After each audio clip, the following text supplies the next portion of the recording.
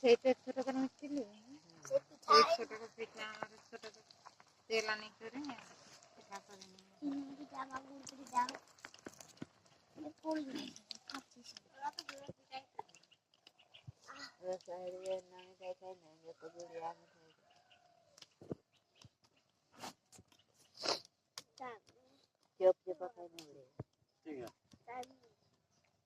একদম গুড় আনতে হবে গুড়ের দাম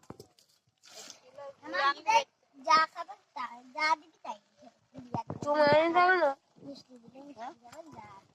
গুড়েরটাও পারেন যাবো জলদি ইয়া করছি চাই দেখলে তো বসে গেলে তো